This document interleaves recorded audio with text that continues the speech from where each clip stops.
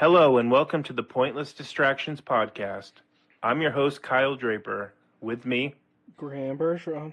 And Scott Westerman. So, Scott, we have another more unfortunate news, another loss in the, I was going to say in the TESD family, but, last week we were talking about Jim Shooter, but who did we lose last week? Unfortunately, we lost Tim Cronin, a.k.a. Tim the Record Store Clerk, longtime resident of TESD Town. For those who don't know, that's the Tell 'em Steve Dave podcast and some of the ancillary characters. Tim he's been around the podcast for years. He was always the enigmatic Tim the Record Store Clerk from Jack's Records. There in Red Bank, New Jersey. He appeared on the show a couple times, but he wasn't really a regular. Nobody really knew what he looked like and stuff, I guess. Walt started doing a game called Purveyors, Posers, and Playlists, which was a music themed game that they all played. And he needed somebody who had, all the musical knowledge in the world and would just rip people to shreds because he's a condescending record store clerk. So he got Tim in. Tim's not a condescending record store clerk in any way, unless he's talking about Kiss, apparently. Yeah. Well, conveniently, Jack's Music, the store he worked at, was right across the street from the old stash, so... Right. So he started appearing more and more on the podcast when they would be doing things like that. And then when they went over to the Patreon and they actually started doing a Kiss retrospective for reviewing every Kiss album, Rock and Roll All Night and Podcast Every Day is what they call it, which is actually a pretty good title.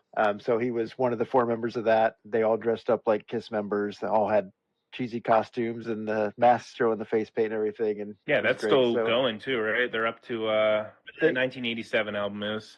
Yeah. It just came out like a week ago. The Crazy Nights one. They said that they recorded all those ahead of time now because they knew that he'd been recently diagnosed with ALS. And then just this, I guess, last week, he actually passed, and seems like it was pretty unexpected. I mean, you could tell he was going downhill. He was kind of losing his speech and stuff.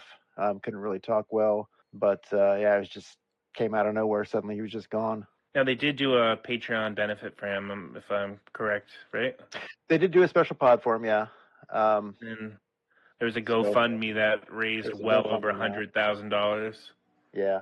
So. There are some things I didn't know, like when I was reading through here. Apparently, he was an original member of Monster Magnet. I was like, he was the original singer, like really, before Dave Windorf came in? I was like, okay, I did not know that at all. I knew he did play. He had the Ribeye Brothers. He had a band that he played around town, more of a Red Bank, kind of more of a blues and rock band there. Great guy. We actually he was one of the since he was part of the podcast and everything. Anytime anybody go to Red Bank, you of course go across the street to Jack's Records and meet Tim, the record store clerk. And you and I actually met him last year at the when we went to the Black Friday thing. Yep. And we drove down to Red Bank. So you were pretty hungover that morning, right? I think I was, yeah. We got some food, went over there. He was super cool. It was like, I'm sure plenty of people have gone over there to meet him. Yeah. But he's just like, oh, wait, you're here. It was like, what's up? Like, just immediately lights up. I mean, it was funny. He's just like working his daily job, just like blah, blah, blah. We made some stupid comment about Kiss to him, and he's like looking at us like, huh? And then he saw we were in Tell 'em Steve Dave shirts, and his eyes lit up, and he just came to life, and just really energetic, fun guy. Yeah, I got to shit talk nice. for a minute or two about Kiss being, such a crappy band. He's like, I don't get why the guys like them, but, whatever. But we got a really cool picture with them. Well, it's funny on the Rock and Roll All Night and Podcast Every Day thing, because like Walt and Sunday Jeff are both huge Kiss fans, and Brian and Tim are not. They're like, so it would be like if I did a Genesis pod and made you guys listen to it and do it for like 2 years. Yeah, but except we actually would like Genesis probably. Kiss scared me as a kid. We used to go to the county fair and they always have Kiss posters and Kiss mirrors. And remember that? I remember my mom telling my brother Pat that they were satanic. And oh yeah, well they look satanic. What is that? Knights in Satan's Service or something? Yeah. Real like no, just they thought it was a cool name, Kiss. But they always scared me. And I thought they were going to be like super heavy metal, like demonic, horrible music. And then I hear them and it's like Detroit Rock City and Rock and Roll All Night and Party Every Day. That's one of the only songs I like. All this corny, just like not super hard driving. I mean, some of it's hard driving, but most of it's just like pretty tame rock music. Like these are the guys I was afraid of as a kid. Like okay, but going back to Monster Magnet, what's their Their big song that kind of has a Marvel reference. Oh. Well, Marvel later reference. I don't know. I think a lot of the songs have a lot of comic references and stuff, but I was don't talking know about them. The only hit I know is Space Lord. Negasonic Warhead. Oh, okay. Negasonic Teenage Warhead. Graham, you obviously know that reference, I'm guessing. The Deadpool character? Yeah, it was named or the, after the X-Men character who named was after all they could afford for Deadpool. Yeah, I guess so. Right? Who do we get the rights to cheap? Who's this person? I don't know. That's the thing. Did the song come first, or did the character come first? Because she first appeared in Grant Morrison, or I think wasn't even a guy in. Maybe it was a girl. I can't remember. In Grant Morrison's X-Men run. Well, either way, I don't think it had anything to do with Tim, but still, it was in the band that he was. Yeah, they're getting off track here. I guess like Dave Windorf's the only dude that's been in the band the whole time, and there's been like 100 members. So. No, but yeah, it's a big loss because. I mean, we knew it was going to be coming eventually. We just didn't know it was going to be coming that soon. And I'm glad I got to meet the guy beforehand because he always seemed pretty cool. And when you actually met him in real life, he lived up to expectations. He was awesome. I mean, originally he was going to be at the Curator event and then backed out. Obviously, we knew after the fact why that he was diagnosed. So yeah, it was always funny because Walt built him up as like being the ultimate record store clerk. He looks down your nose at every purchase. He looks down his nose at everything you buy, and everything you buy sucks. Kind of like how you treat Graham with his music. I wish I knew about as much music as Tim does, but he wasn't like that at all. I mean, he knew he had a very extensive music knowledge, but he was never just like that on the pod or anything. He was, if you bring a shitty hit, he will tell you it's a shitty hit. But for the most part, he was very kind to them. On the Kiss choices. Just a big-hearted, fun guy, and he's definitely going to be missed. Plus, he's probably the biggest person that's died from Tell 'em Steve Dave, right? That's like really the big loss. Yeah, the next one was probably Rob Bruce, and before that, what was the clerk guy? I can't remember his name. Yeah, we're all getting to that age. I mean, speak for yourself. Well, I was just going to say, speak for yourself. All those guys are in their 50s. I plan on living forever. Star Trek Generations. Yeah, never mind. The good thing is Tim will live forever through the podcast. He's got a lot down. He's got his music. He's got his bands. A lot of people loved him. So all right, let's switch it up and be a little more positive now. Yay! So Graham, you were recently on vacation, and we didn't really get to cover it last episode because we were doing the Superman review, which actually has been going very well. We actually have quite a few listens on YouTube, so that's pretty cool. It's our most successful YouTube video in quite some time. Because nobody listens to the pod on YouTube. YouTube's not a great place for podcasts. But so you want to tell us how you spent your summer vacation? Give us a little. I know what you did last summer. It was not quite as eventful as I had originally planned on it being. So normally every 4th of July I go out to the lake and big camp out, whole families there. 50 plus people for 3 to 4 days, just barbecue and alcohol. You're talking about the infamous like Nashua, that same spot? Yeah. 50 people there, Jesus. Oh, easily, yeah. This year was a little more low key. A couple days before we were planning on going out there, my wife Cameron was playing with our son Spencer, and she tripped and fell and sprained her ankle pretty bad and has been like, oh no. Yeah, she is still recovering from it and like having a hard time walking unassisted.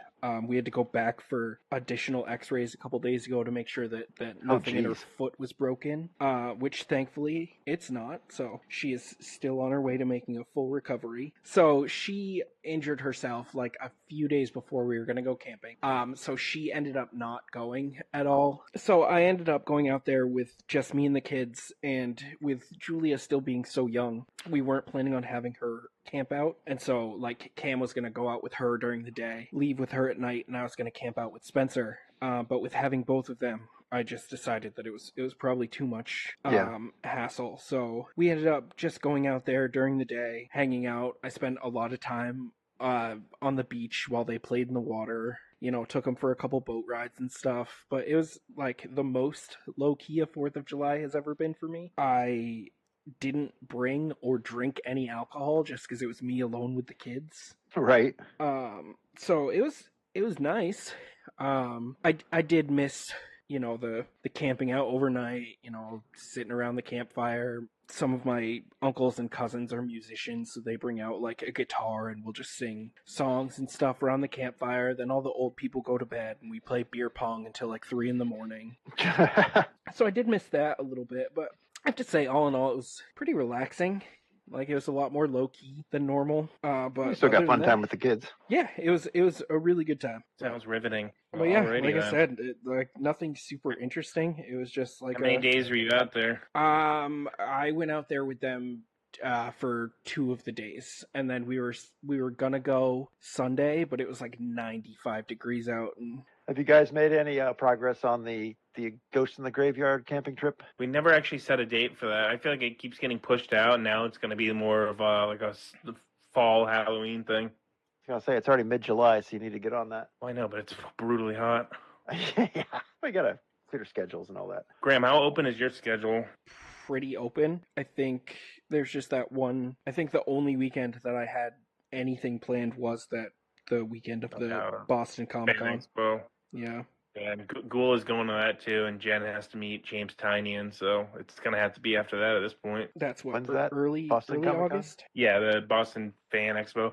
The 10th Nice. or something. Yeah, and I have a cousin getting married that weekend, so. But I heard Jimmy the Hair Guy is going to go, and we're going to meet up with him allegedly, so. Yeah, I bet a lot of people from that area will be up there. That's pretty cool. I mean, most of the TESD people are up in Jersey and. Well, I know Ming's going to be at Pennsylvania Terrificon in Mohegan literally that same time. Oh, really? Yeah. Those cons are really fun, but now that like actually going to meet people, it's such a pain in the ass standing in line for an hour at a time to meet Chris Claremont or Scott Snyder. The last time, it's just literally standing like. I didn't even get to go peruse and look at comics because the whole day we were there I was just standing in line. Yeah, when I used to go to conventions a lot in the late 80s, early 90s, I would almost never stand in line for the big creators, which kind of sucks now looking back at some of the people I could have met. But, I'd usually hit the tables that didn't have the big lines and just go through there. And that's back when they didn't used to charge for autographs either. I mean, the big names always would. You have to buy a ticket or whatever to get in line and get an autograph. But most of the people would you'd walk up with a book and they'd sign it for free. Yeah, Graham and I went to Fan Expo, 8 years ago probably. Yeah. And who did we meet? What's his name? Greg Capullo. And we were only in line, 20 minutes, 25 minutes? Well, that's not bad. I think so. That was also. Do you remember the one before that where we went with like a bunch of people from work? Yeah, that was Fan Expo. Yeah, didn't we? Was Yeah. that the same one? Yeah, we went with Eric and Keith, right? Yeah, I just remember me and Keith standing in line to meet one of the voice actors from the Dragon Ball Z show, and they cut the line off literally at us. Like we waited in line for like 25 minutes, and then we were the next ones in line, and they were like, "Oh, he's going to lunch, so you're not gonna see him." Wow. Yeah, they did that with Walt Thanks. Simonson, but he was so cool. He was just like, no, we'll finish whatever's in line. Well, I so. don't understand why they wouldn't cut the line off and not let people get in line. Like I don't know. at some point, just say, "Hey, no more people can get in line because he's taking a Yeah. break," and then finish Yeah. out the line. But Graham and I were like, the line was kind of like against the back wall, kind of like behind the vendors Mhm. while we were waiting. And what's her name? Famke Janssen,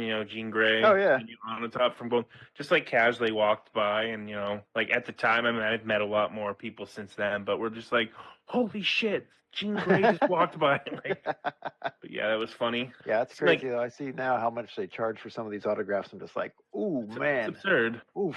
Like, It's like Ewan some of the big actors McGregor, and stuff. Ewan McGregor and Hayden Christensen are there, and it's like $400 a pop to just get a picture with them. It's like Yeah. $400 for an autograph. Yeah, they were here in town in Columbus.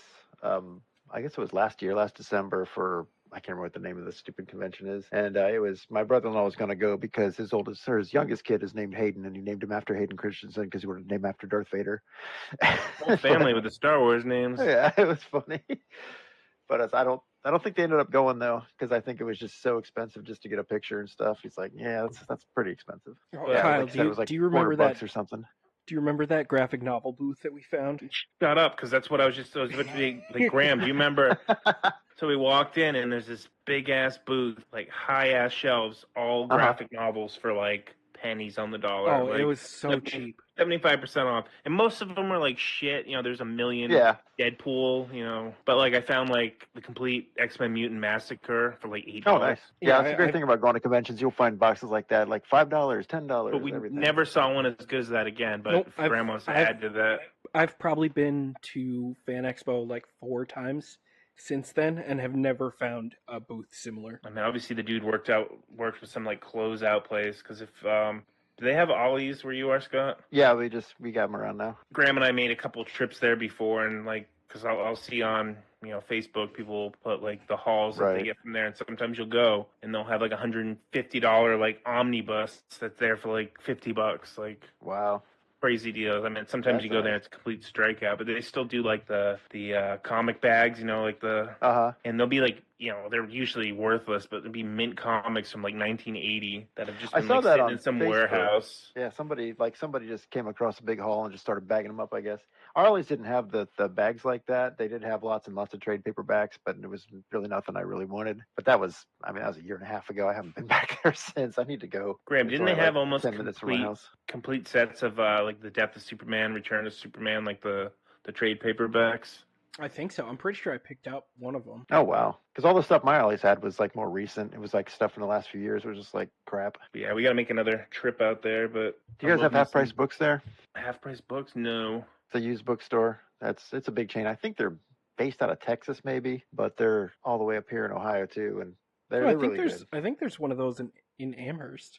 They usually have comics, and I used to go through their dollar. It's always like dollar bins there, and it's you never know what they're going to get because people just bring their stuff in, sell it for pennies on the dollar, and then Half Price Book sells it for like $1 or $2. If you ever look on Amazon, just randomly, like a lot of these Marvel hardcover omnibuses, like you can get like ROM Volume 1 or like Micronauts. These are like $150, like when they first came out for like $50. It's like crazy, and then it'll go out of print, and then it'll be $300. But yeah, I'm still trying to put together an omnibus collection of some stuff. I just gave up on things. It's like I'm just gonna buy the omnibus. So I still need like the first 2 Fantastic Four ones, and I think I got the first 4 Avengers ones and the first couple X-Men ones. Hopefully you weren't into Marvel all the Silver Age Masterworks, stuff. since those are done. They were too expensive, and they only had like 10 issues per thing. I was like, it was never worth the price for me. I want to at least have like a complete Claremont era of Uncanny, and then do like X Factor, New Mutants. Let's change up from the comic talk and time for round 2 of the Unnamed Help Graham Find a Favorite Band game. All right. It's not a game. No, we gotta give the people what they want, right? Yeah, a couple. Can you refresh us from 2 episodes back of the winners? Yeah, so far moving into round 2 is System of a Down, Billy Joel, Breaking Benjamin, and Pink Floyd. All right, I'll try not to be as judgmental this time.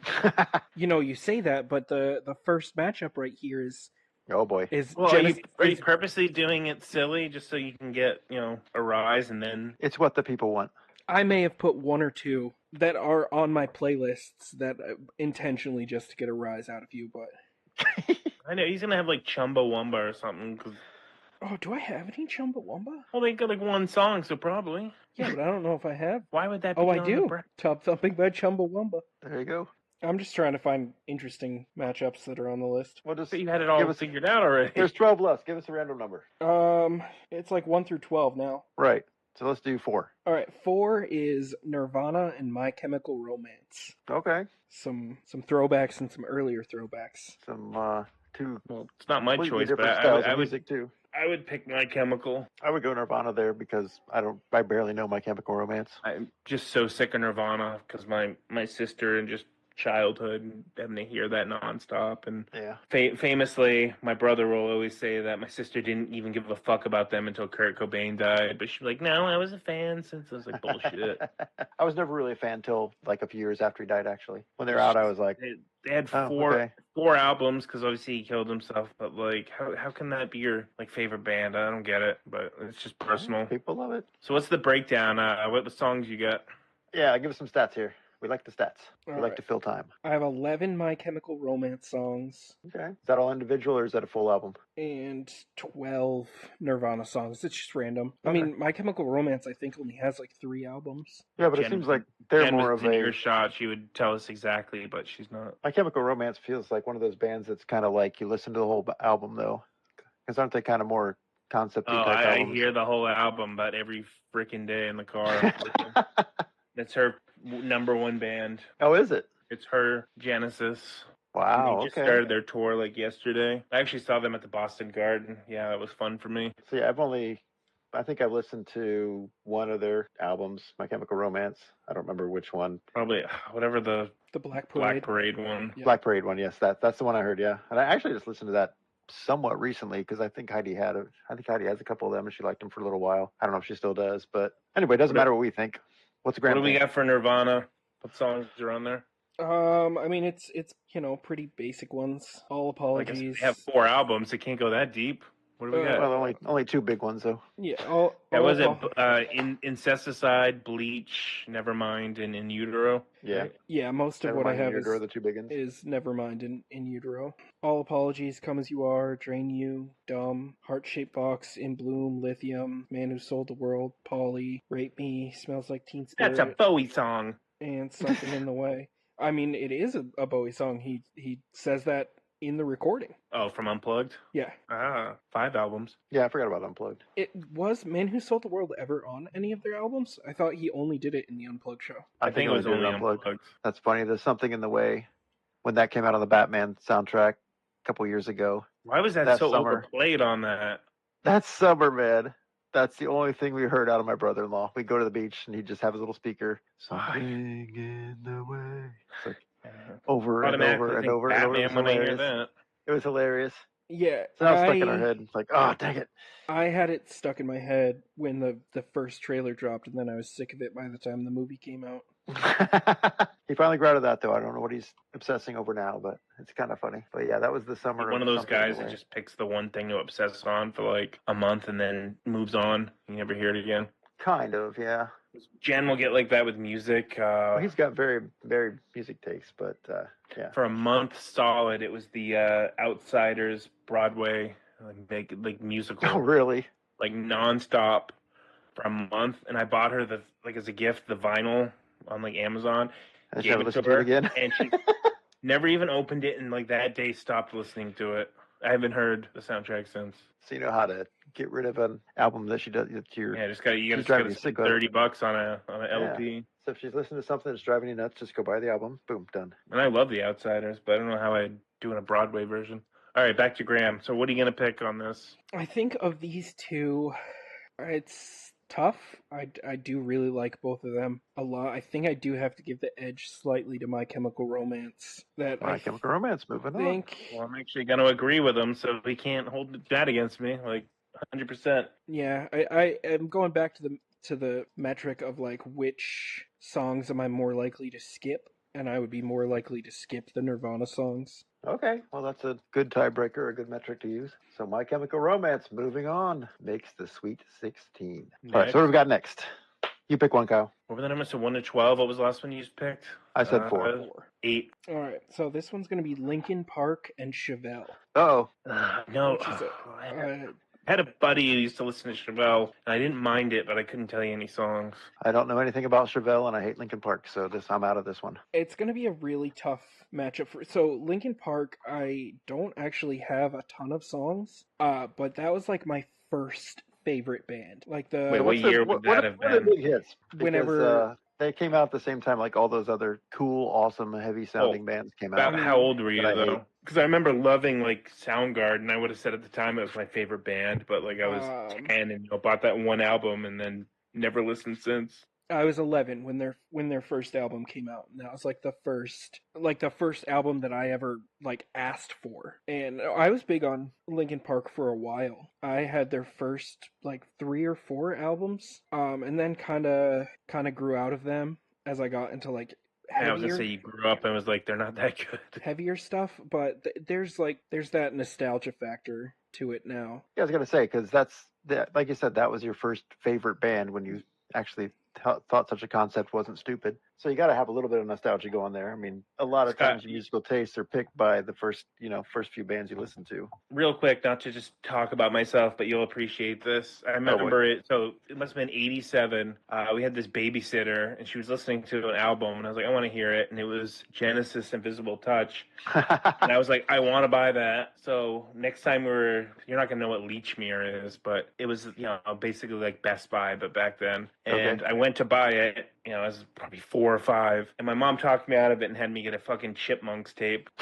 And it had like No way. a cover of Beat It and like Van Halen covers. She's like, well, you don't want Genesis. You're like 4 years old. Like, Let me give you the Chipmunks. but you know, at 80, Invisible Touch, they were the biggest band in the world. Like, even I knew them from like TV and like. But now you hate that album, don't you? That's like the one I don't hate it, but it's just like I would never listen to it. Oh, okay. But That's yeah, funny. it's like one of the weaker ones because it's, you know, the most commercial, and you know that's where they sold out, if you will. But Sold no, out I to Can't make Dance millions is of really dollars. what I won't listen to. I don't like I Can't Dance. But Jesus, He Knows Me is dope. So That's the one all song I right, don't sorry. like. Back to Graham. I just want to put a little. No, Little that's side that's story. fine. I've recently been getting a little bit back into Linkin Park because I'm sure both of you know that, you know, some years ago their lead singer committed suicide, and they, I think earlier this year, found a new lead singer and put out a new album, and they did like a live stream like announcing the singer, and they brought her out and did a whole bunch of old songs and stuff, and I watched it, and it was like it just brought me back to being a kid again. Like it was there backlash because it's a girl? That's an honest question. I didn't really look into it, there but I can feel people were like, Woke. there was girls can't sing. not really any initial backlash. The backlash came more after they announced, because they announced it at that live stream. Like, they brought her on, they announced her, and then they went through like half their catalog, and so by the end, everyone was like, "Oh, like this girl's Like, oh, awesome." she's good. Then there was That's some, you know, people that looked into some of her political beliefs and stuff, so we don't need to get into that. But there was more backlash on that than like a female taking over as lead singer of the band. Gotcha. Chevelle is interesting. I would say they were also my favorite band for a while, probably in my like mid to late 20s. So I think of the two, I'd probably have to give it to Chevelle, just from Recency bias. yeah. I feel like if I went back and listened to more of Linkin Park's like total discography, maybe they would bump up more from the nostalgia, but I think they're going to lose out here. All I heard was that Graham is not completely opposed to the idea of having a favorite band at some point in his life. We might get there. Sounds like he had two favorite bands at some point, different points in his life. Like, what's the end game? He either sees like the concert or like it's a T-shirt. I was thinking about that the other day because we said he's got to buy a T-shirt of the band. I think we need to buy him a T-shirt of the band That's fine because we're the ones throw down torturing with this. Wait, so real whatever he quick, decides. Do you own But any band merchandise T-shirts? I haven't in a long time. And you did? And what band? I've had like Linkin Park shirts, Disturbed shirts. I think the most recent band merchandise I had was a Pink Floyd shirt. Was it Dark Side? No. Well, that's a good question. I don't think I have any of my concert T-shirts anymore. I think they all wore out. I don't Holy know crap. if the Pink Floyd shirt was album art. Might have just been like a flying pig or something. My older sister has a In Utero tour Nirvana shirt, and it's like, she showed it to me online. I think it's worth like $1,000. Yeah, it's Like, probably it's what one of those Graham- shirts that's now reprinted. You can get it like Target, you know, for like $10. But like the You got the original tour one, All right, well, that's an interesting topic. How many concert shirts you got or band shirts do you have, Kyle? geez, 1 million. I do not have 1 million. I don't know. I have a few. I only get to see Genesis once. I don't have a shirt from them, but I always bought merch. Really? I'm more of a like poster from the tour kind of Oh, guy. okay. So you know the standard tour size posters. You know I don't know what size that would be. Kind of Little like guys. but between More like Jen a and I, we have a leaflet. ton of those. I have a signed Brian Wilson one from the Beach Boys. So let's see No if that way. goes up in value. That's cool. I'll never get rid of it, but still. What I used to have, I don't think I have any surviving concert shirts now. I think my first one was probably Mr. Big because that was the first concert I went to, and it was a white one, so it got nasty pit stains and eventually died. I had the one I used to wear a lot was the Pantera from Vulgar Display of Power. So it had the album cover on the front, and on the back it said "Stronger Than All." I used to wear that a lot because I was a tough guy apparently. I can tell you the most I've spent on a tour T-shirt. So I saw Van Halen on the last tour they did. We didn't know that at the time, but it was like a retro, you know, like the baseball tee where it's got the white sleeves, and then and it was from like the 3/4 length sleeves and all that. Yeah. So it's from the 1984 album, And actually, Johnny in Cobra Kai wears it in one episode. But this thing was $65 like Woo. 10 years ago, and I still have it. It doesn't fit anymore. So like, my main goal is get in better shape and make this fucking T-shirt fit. Yeah, the other one I remember was from the Guns N' Roses Metallica tour. It was like the Black Album and Use Your Illusion 1 and 2, and so the front was split. You went like to that the ones- tour? Damn. Yeah, it was like 3 shows before James Hetfield burned himself all up, and they canceled the rest of the tour. Like, sweet. We saw it up in Detroit at the Pontiac Silverdome, which I don't think has been there for years now. But yeah, it was a cool shirt because it had I think it had the tour dates on the back, if I remember right, and then the front was like a split, like half Black Album with the little snake, and then the half was the Use Your Illusion 1 and 2. It's probably like a $300 shirt right now. It probably is. Mine's long gone. That thing again. I have a really used to wear nice- the heck out of it. My sister got it for me when we saw Peter Gabriel a while ago, but it was like a size large, and like if I got shredded and had no fat, I couldn't fit in the shirt. Right. So it's just gonna be something I have, but it's the what was that album? What's the big album with the big one from the 80s? With Sledgehammer and all that. Yes. Us? I don't know. Is that what I it's don't know called? those albums names. But anyway, it's like a reverse negative of that, but Oh, that's cool. I can only really look at it. See, again, I'm showing my Graham-like tendencies. I only have greatest hits for Peter Gabriel. I mean, that whole album's essentially greatest hits. Yeah. Is that Shock the Monkey too and all that? Was that the same album? No, that had Red Rain, Sledgehammer, Don't Look Up. Oh, okay. What? Don't Look Up. Don't look back. The one with Kate Bush. Yeah. Don't give up. All right, Graham. Yes, All right, so you picked What was Chevelle? your choice? He picked Chevelle. I picked Chevelle. Okay. I don't think I can name a single Chevelle song if my life depended on it. So Well, that's some homework for us. We'll check that out. there we Yeah, go. they don't have too many like mainstream hits. Okay, well, sidebar, when I was talking to my friend Nick about the one I was telling you about we might have on the podcast, Should have had him on today. I know, should have. I want to do something musically with him because I think he would love that. But I mentioned what we were doing here, trying to find Grandma's favorite band and how he went through his playlist to find out the band that has the most songs. And he said Chevelle had the most songs on his playlist. And he's like, Chevelle's good. I was like, okay. It's like, I don't know them at all. Like a guy who likes every band, though. I can't. stand No, it. not every band. Like I like everything, and like nope, like that, like this. He knows about every band, but I don't think he necessarily likes every band. Anyway, moving on. Chevelle moves on. So next round. Someone give me another number. All right, my turn. You pick 4 and 8. So let's just go 12. Continue the 4s. Oh, I was dreading this one. Uh-oh. I mean, I don't think it's going to be as The agony. interesting for the two of you, but it is. The heartbreaker. Atreyu versus David Bowie. Okay. I know I've actually Atreyu. heard of Atreyu. I don't know any of their songs again, but I've heard of them. So I've been in a recent kick with them, and they have like listening back to their old stuff, and there's one song that they have that I've been listening to like nonstop on repeat, but also at the same time like it's David Bowie. Wait, what's the Atreyu song so I can listen to it at a later date? Lead Sails in a Paper Anchor, which is Aren't they also named after like the name lead of character in Neverending Story? Yeah, Okay, that's what I the thought. kid. Well, the. David Bowie, like Yeah, David all Bowie. David Bowie, or like specific eras. It's all David Bowie, dude. I don't No, know. I'm if saying, there's what's he leaning more necessarily- towards? What he likes, like the cheesy '80s shit, or like Ziggy Stardust? I would say more. Give us Ziggy- some songs here. I would say more Ziggy Stardust than the cheesy '80s songs. Oh yeah, how many songs of each do you have, and what are they again? So 11 David Bowie songs and only 7 Atreyu songs. So that might be. But again, you're really getting back into them right now, which Yeah. is, one of the definitions of being your favorite band. But I mean, I have pretty much all of like the David Bowie stuff spans like most of his old stuff. I don't have any of his like newer stuff. The album that he released, was it right before he died or right after he died? I didn't. Yeah, it was right before. I didn't And, like nobody knew. super Or I care. feel like It was- nobody listens to that. They just pretend they do. Like, oh, of Well, course.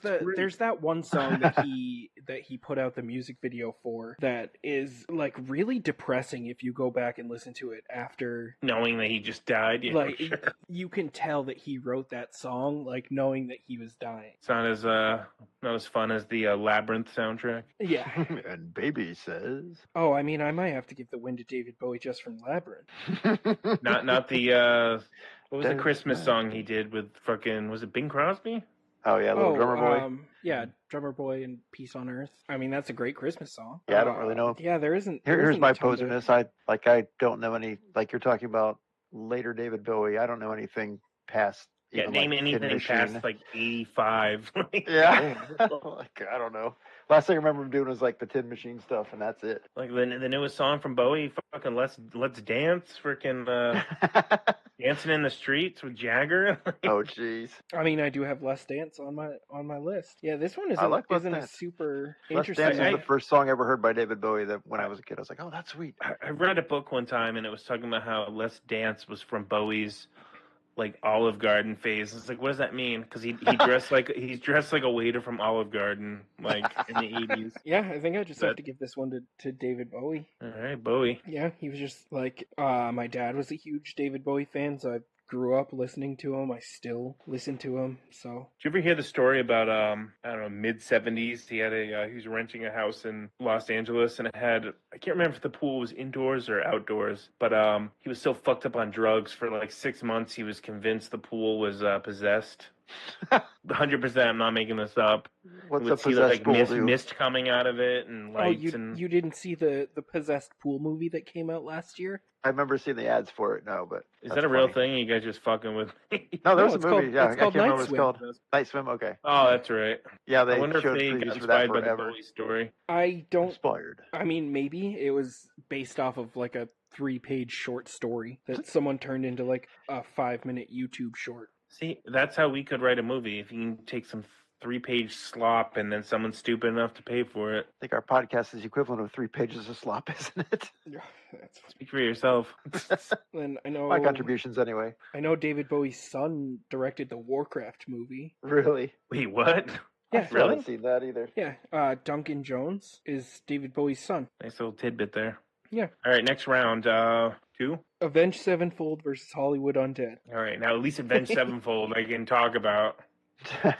I can't. Fucking God. Again, heard of both of them. Don't know any of the music. Hollywood Undead is the one with Joe Perry and like freaking Alice Cooper, right? Is he in it? It's like the celebrity band, right? Johnny Depp? No. Who's in Hollywood Undead? Hollywood Undead is like a rock rap group from like Southern California. What the fuck am I thinking of then? I have no idea. Hollywood Vampires. Who all's in that? It's Alice Cooper, Johnny Depp, and Joe Perry. Oh, that's fun. All right, so Avenged Sevenfold, great band. They got like super commercial though in the last like 15 years, but I would haven't say they're in like my top 20 bands. I would say. Yeah, I don't have a ton of their new stuff. I feel terrible for saying because I have heard some of their new stuff, and the only takeaway that I have from it is, even though it's gonna make me sound horrible, but like their drummer is way better. Like who's the drummer now? Cause I don't know. Because the Reverend died, and Yeah. that was almost 20 years ago. That was right before the Nightmare album. Then they got Dave Portnoy from Dreamcatcher to fill in. Dreamtheater, Dreamcatcher. Take that out, Dream Theater. Dreamcatcher. I don't know who their current drummer is, but they have some interesting like drum bits with their new stuff. But it doesn't. What's feel your the favorite same. album or favorite song? I mean, I feel like Bat Country is the easiest answer there. Yeah, that's from City of Evil. I would say that album. I like Beast and the Harlot. That's probably my favorite song. That's a good song. So Far Away is like a really good song, but that like he wrote that when the drummer died. So Yeah, the Rev. like, What do you think, Scott? Now I know how Graham feels when we talk about our dumb shit. yeah, this is another one that's super easy for me. Like, I have a lot of Hollywood Undead songs on my playlist, but I don't really ever listen to them unless it's like fuck you music, if that makes sense. Fair enough. Angry Young Man music. Yeah, like I listened to it a lot when I was in my like mid-20s and worked a job I hated, and you listen to it and it's a whole bunch of fuck you. But yeah, I'll give Sticking that it to the man. Yeah, I mean it's just like edgy music for the sake of being edgy music. Were you like making pizzas and just like staring at your boss while that was playing? No, I've never been able to listen to music like that in the kitchen because the customers could hear. See, that was Pantera for me when they came out. And now I listen to it and I'm like, I don't know. Just, I guess I'm not angry anymore. I know, you have every toy you ever wanted. What are you going to be pissed off about? You're like the kid from the Richard Pryor movie, The Toy, but all grown up. Oh, I love that movie. I want Oh the my black gosh. man. I want to make him wear a Spider-Man outfit too. That's what I was thinking the other day when I was buying lottery tickets. Is like, if I win, we're Can gonna I buy build Richard a Pryor? podcast studio, but it like me and Scott are gonna design it. It's gonna look like the bedroom from the toy. But it's gonna have like triple bunk beds for us. You ever seen that movie, Graham? I don't think so. The Toy. It's a Jeez, cheesy gotta see 80s that. movie. Richard, was Jackie Gleason the dad? Yeah, he was the. Okay. I was like, did I dream that Remember his up? name was U.S. for whatever it is. It was U.S. Yeah. And the wife always called him U.S. She's like, he U.S.. sounds like you're saying U.S. Uh-huh. Oh, that was fun. That's what Richard Pryor going through his goofy, Yeah. like, I need lots of money phase. Richard Pryor plays he's like a security guard at this department store, and like Jackie Gleason owns it, and his rich ass pain in the ass son from military school comes in one day and it's like, pick out your birthday present, and he sees Richard Pryor. He's like, I want the black man. He's like, all right, well we can like anything can be bought, so they basically bring him home, and It's like his play companion for the summer or whatever. it would never fly nowadays, but it's a great movie. No, it's a fun movie. They have like go-karts and shit around this mansion. Just go. I think maybe I have seen it. Looking it up, I don't know. Probably like as a that kid. and Brewster's Millions. Never saw that one. You ever saw Brewster's Millions? That one's pretty No. good. I know what it is. Isn't John Candy in that? No, I it's don't Richard remember. Pryor. Doesn't he have to It's spend the Richard Pryor. money in a certain Yeah, he has amount to of spend time? all the money, yeah. But he can't tell anybody why he's doing it. And like if he spends it all and succeeds and he gets like the full inheritance, which is like 10 times that or 100 times whatever he's supposed to spend. It's pretty funny. And of course there's the evil guys who are trying to, screw him out of it, because if he doesn't get the inheritance, then they will, or the company will or something. So they're doing everything they can to thwart him, and he's just like always a step ahead of him. It's awesome. It's funny. What's the Richard Pryor one where he's got to he's moving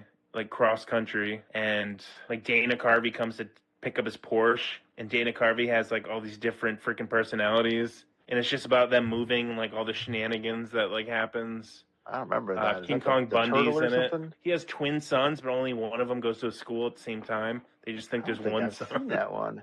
Is it literally called Moving? It might be. I don't think I've seen that. Like I know I haven't seen that. It's one of his Huh. later ones. 1988, Richard Pryor. Okay. Can I you recognize imagine? the movie poster, but I don't think I've ever seen the movie. Can you imagine the Brewster's Millions scenario nowadays and how easy that would be? Like you have to spend this amount of money and you can't tell anyone, and it's like, okay, I can do that.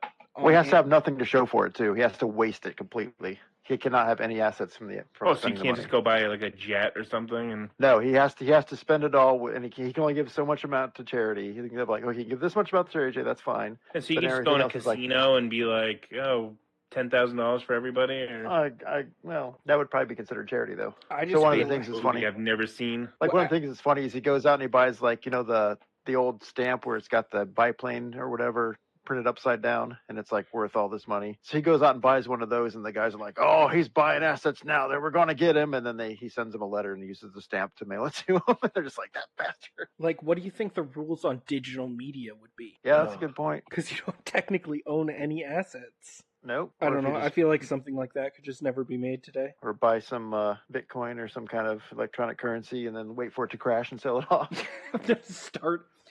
Oh, that's it. You start a cryptocurrency. You start a You cryptocurrency, and pump then it up, but then you crash forget. But then you intentionally crash it. boom, done. Give me our money. All right, so back to the game. Oh yeah. Well, we did our 4 Listen to us. matchups for today. How many do we So have give us a left? rundown again. Who's so what teams have, or what bands have now made it into the Sweet So we've 16? We've done 8 of the round 1 matchups so far, so there's 8 left. And the bands moving into round 2 so far is Avenged Sevenfold, My Chemical Romance, System of a Down, Billy Joel, Chevelle, Breaking Benjamin, David Bowie, and Pink Floyd. Oh my god, David Bowie and Pink Floyd is a round 2 matchup. Woo! Good thing I got like 3 or 4 weeks to sit on that one.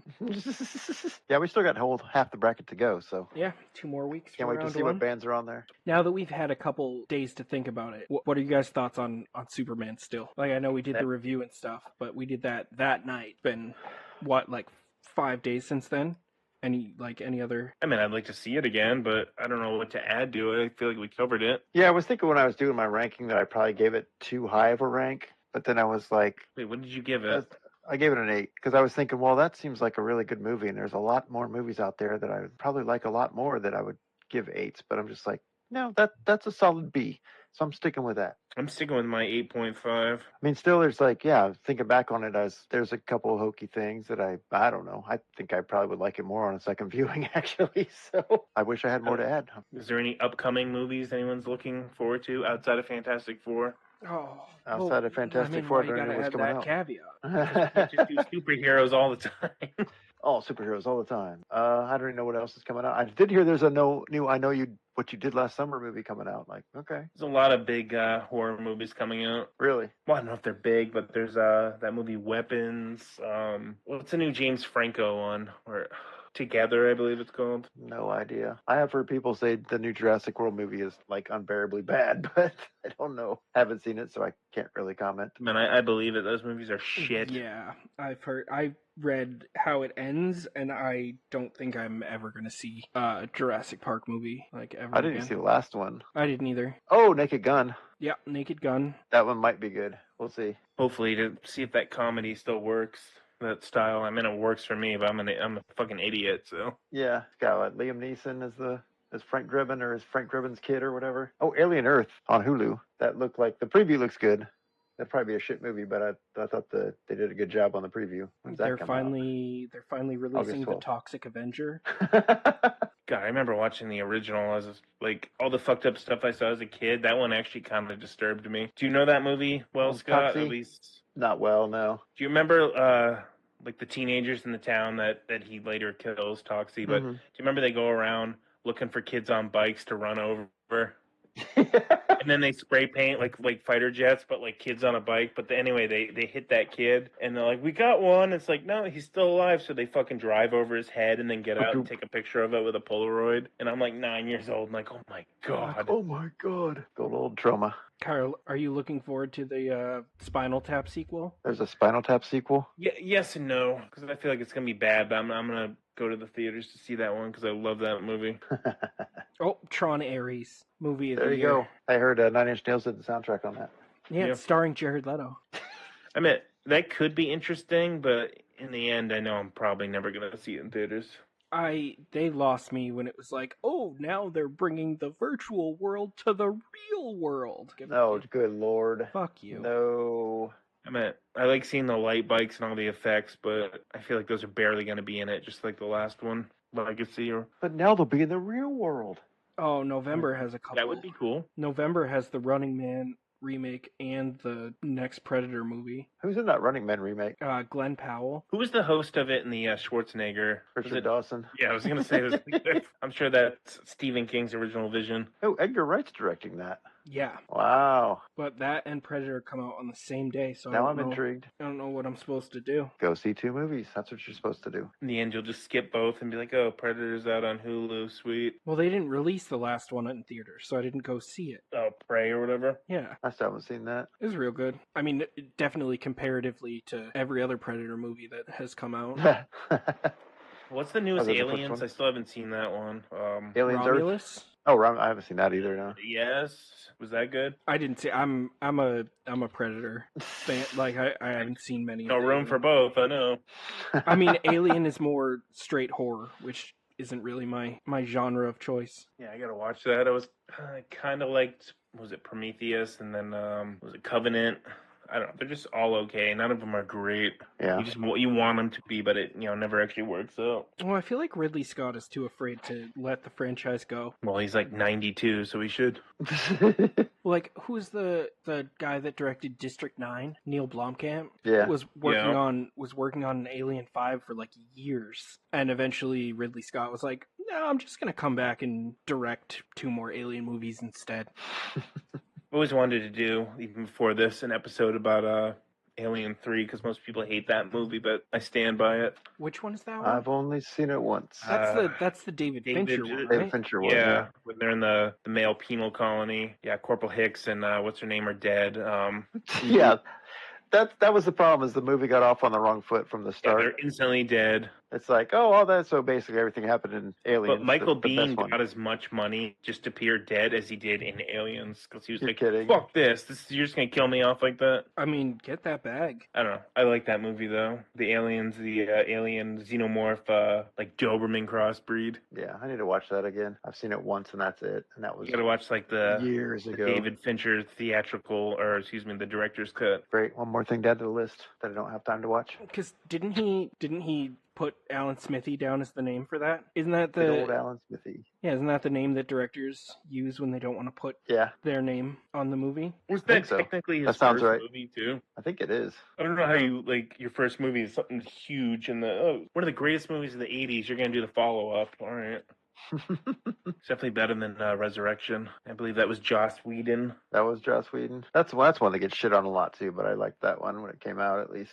I think that's It might the be only shit one that now I've if I see seen it start again. to finish. Wait, of all the Alien movies? Yeah. What? Wait, even we You should at have least done gotta an watch episode Aliens. about this. Oh my lord! I mean, I think it was on like TNT one day, and You've never definitely seen have homework. Aliens all the way, or the You original? gotta watch Aliens.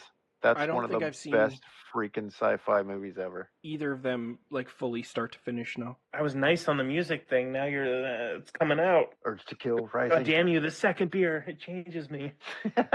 Wait, so Prometheus or any of those ones either that we were just talking about? I never really cared enough. Jesus Christ! I mean, Prometheus just seemed like, I don't know, everything I heard about all of the, like, Ridley Scott came back to direct those movies, they just seemed like Have you seen the two pretentious. Terminators?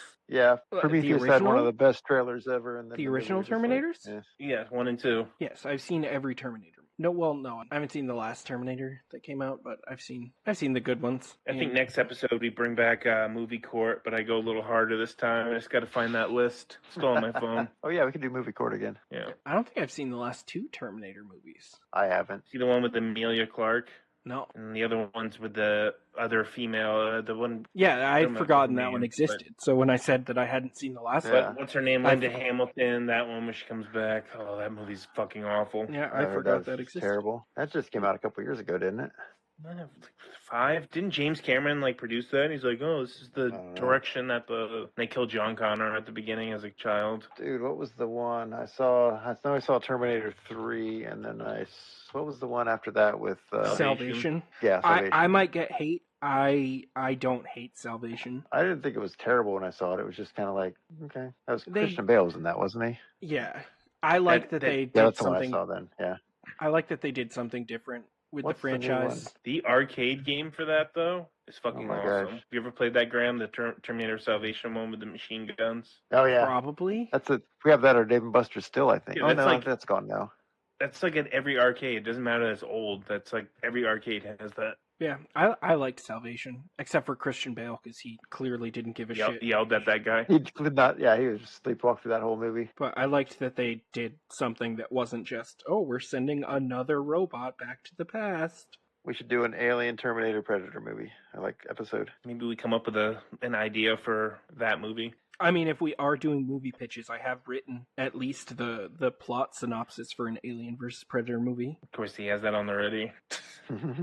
I don't know how it ends yet, though. Man, that first Alien versus Predator movie was so disappointing. It's like, it's like what's this Antarctic pyramid bullshit? And I mean, that part was What? kind of cool, but it was kind of cool, but it's like, it should have been cool. yeah, it should have been. It should have been cool. On paper, it sounded good, and then you watch the movie, you're like, man, I need to do a deep dive and watch all the Alien and Predator movies and Terminators, I guess. Well, Alien versus Predator Requiem is horrible. I never actually finished that one.